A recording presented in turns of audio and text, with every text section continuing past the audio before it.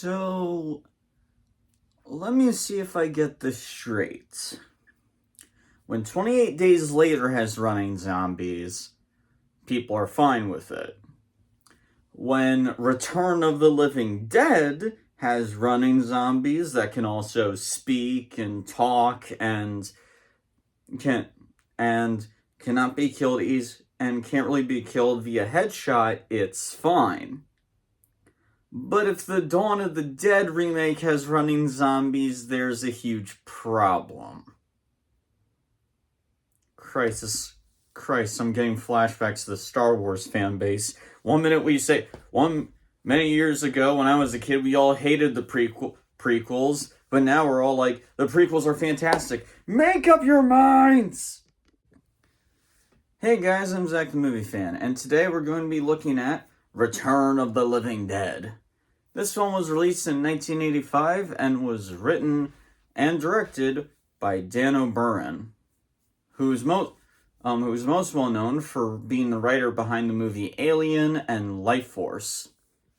This film actually has an interesting backstory, at least that I kind of can't dance around, mostly because this film has the Living Dead name, even though it doesn't necessarily connect to Night of the Living Dead. Allow me to explain. So, the person who originally came up with the concept for Return of the Living Dead was John A. Russo, who was the writer behind Night of the Living Dead. After Night of the Living Dead, George A. Romero, the director of Night of the Living Dead, and John A. Russo decided to go their separate ways. However, John A. Russo still had the Night of the Living Dead name. So anything with the title The Living Dead he could do. This is actually why George A. Romero's sequels to Night of the Living Dead are called Dawn of the Dead and so forth. John A. Russo actually wrote a book called The Return of the Living Dead, which he had high hopes for. Such high hopes that he wanted it to be turned into a movie that would be shot in 3D and directed by Tobe Hooper. Which, damn, talk about jumping for the hills. I mean, like, seriously, the dude writes a book and expects to get, like, a movie by Tobe Hooper involved? I'm not, like, making fun of the guy or anything like that. I have massive respect, but still, talk about high expectations. And unfortunately, those high expectations were not met. Tobe Hooper was attached to the project for a while, but due to delays, he left to make the film Life Force. Which Dan O'Bannon just so happened to be working on, at least when it came to being the writer. I believe Tobe Hooper brought the film up to Dan O'Bannon, and he took interest and decided to direct the film in his directorial debut. He also rewrote the script a lot. He really didn't. Apparently, Dan O'Bannon really didn't like John A. Russo's script, so he completely changed it and rewrote it. I don't know entirely why, but I believe it was because he didn't want to be stomping on George A. Romero's territory, and more just wanted this film to be its own thing. Which might have been a smart move, considering that this film just so happened to come out the same time as George A. Romero's Day of the Dead. But yeah. Very similar to 28 Days Later, I first saw Return of the Living Dead years ago, and I really didn't know what to think of it. Watching it years later as an adult, I really enjoy this film a lot. In fact, I might actually say that this is probably the most fun zombie movie that I've seen this entire month. Not the best. You could definitely make the argument that Night of the Living Dead and even 28 Days Later are better directed or better written, but I just had more fun with this film. Return of the Living Dead's premise is kind of out there. It follows a new worker for a medical warehouse that basically has a bunch of cadavers and other stuff like that to donate to high schools, colleges, and hospitals. And the boss tells the new guy that that Night of the Living Dead was based on true events. Apparently, in 1969, the military created this sort of super weapon of sorts that could make the dead move. They decided to put the project on ice, but it was supposed to be sent over to a certain company, but due to a bit of a mess up, it ended up in this warehouse. This man decides to show the new guy the gas canisters and accidentally releases it, causing gas to burst out and reanimate the cadavers inside. And then when they try to clean up the mess, they somehow make it worse. By the way, to give you an idea of what the writing of this film is like, and this is something I actually noticed, the guy, I don't think his name is Freddy. I can't remember his name, unfortunately. But he says that all this military testing and stuff happened in '69, and it inspired Night of the Living Dead. Question: Night of the Living Dead came out in 1968. How can a movie be inspired by something that happened a year later? I legit think the movie threw that detail in just to troll the audience. To say that this movie is absolutely ridiculous would be an understatement. This movie is actually a horror comedy, and I actually was a bit worried there, because when it comes to horror comedies, they can be hit or miss for me. I'm not much of a laugher.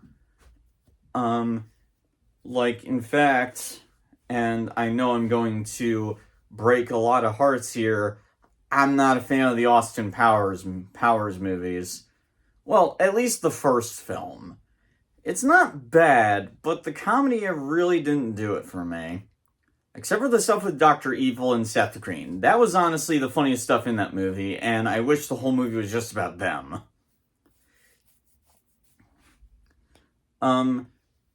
But I mean, I realize that my taste in comedy is very different as opposed to others. But I'm very happy to say that the comedy, I think, is really funny in this film. There are some legit really good lines in this movie. And even if a joke doesn't work or get a laugh out of me, I still have a lot of fun due to how over the top the film gets. And oh my god, nothing is more over the top in this film than the gang of punks. These guys are so much fun. They have the most ridiculous, edgy as shit names ever. There's literally this one character that's literally named Suicide. Like, this has got to be the most ridiculous name for a bunch of edgy punks I've ever seen, and I've seen the Warriors. How the hell do you make names like Cowboy, Swan, and Ajax sound badass by comparison?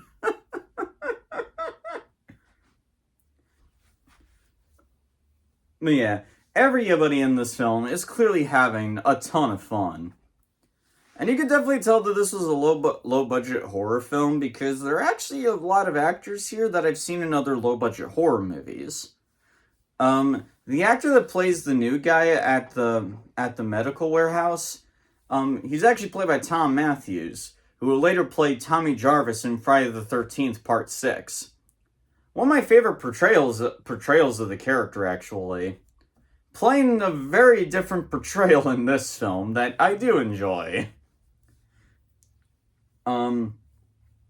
There, two of the punks in the film were actually appeared in Friday the 13th Part 5, and the actress who plays the character Trash, I believe actually was in Night of the Demons.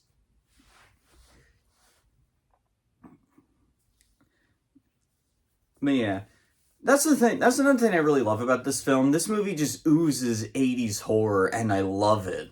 The moment those canisters started going off, and the credits started rolling to that awesome 80s creepy soundtrack, I was fucking hooked.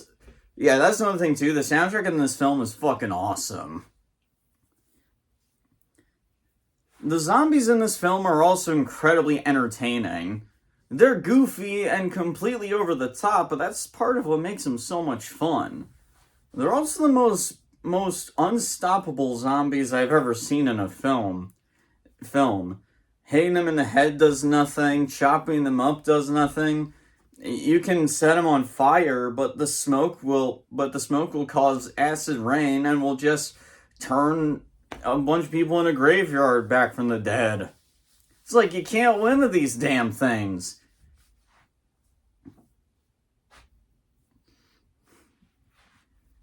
But yeah, the makeup and practical effects too look incredible, especially for the Tar Man, who was actually played by a guy who had worked on the Muppets. The Tar Man just looks so awesome. From how icky and gooey he looks to how expressive his face is and everything. That's the thing too, I love the expressions that these zombies, especially the ones that are done with puppets, like, they just look so damn awesome. But you could also clearly tell that they were a puppet, and that does kind of add to the corny fun of it. The best way I can describe this movie is it's kind of like if Evil Dead was more of a zombie movie. That's honestly the vibes I get from it.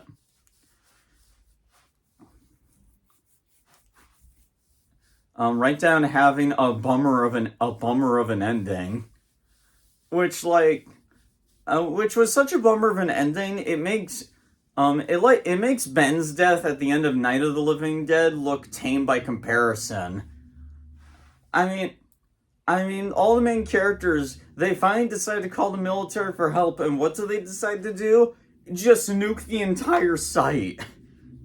Like, goddamn, that's such a bummer of an ending, and it comes out of nowhere. But it's so over the top and how mean spirited it is, you can't help but laugh at it. I just loved the shit out of this movie. I had a ton of fun with it.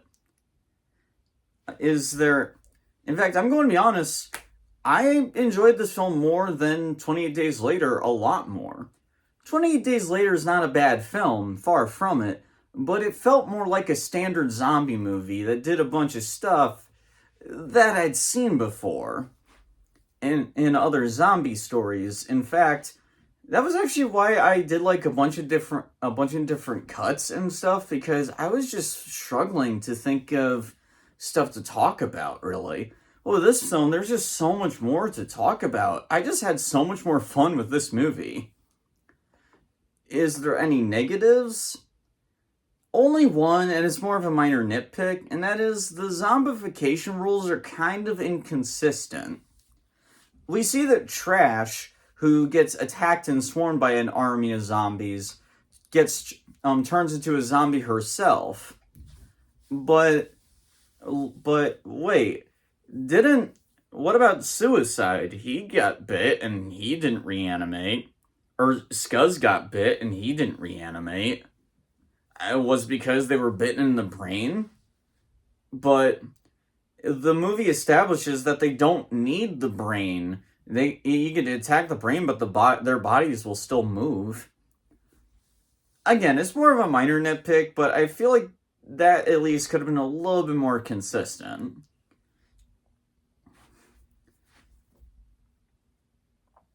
Or I don't know. I mean, Trash was covered in mud. Maybe that caused her to reanimate. She did say that the acid rain burned her skin. Maybe that's why she turned, but everybody else I mean, yeah, not everybody was as exposed as her, but they weren't like wearing like stuff to cover up their face or anything either. Then again, maybe I'm just thinking too much into this. I don't think the movie really cares. It just wants to have fun. And this movie was a ton of fun. I'm overall, Return of the Living Dead is just a wild, fun ride. I definitely recommend it. It's the most fun zombie movie I've definitely seen this month. Return of the Living Dead absolutely gets an A+. If you're a fan of zombie movies and you want something very different and unique, I definitely recommend giving this film a watch. So, Return of the Living Dead. Have you guys seen it? What did you think of it? Let me know down in the comments below. And if you like this video, hit the like button, and hit the subscribe button, and ring the bell so you never miss a video. Tune in next week as we conclude this month of the Undead by returning to the Resident Evil movies. Until then, I'm Zach the Movie Fan, and take care.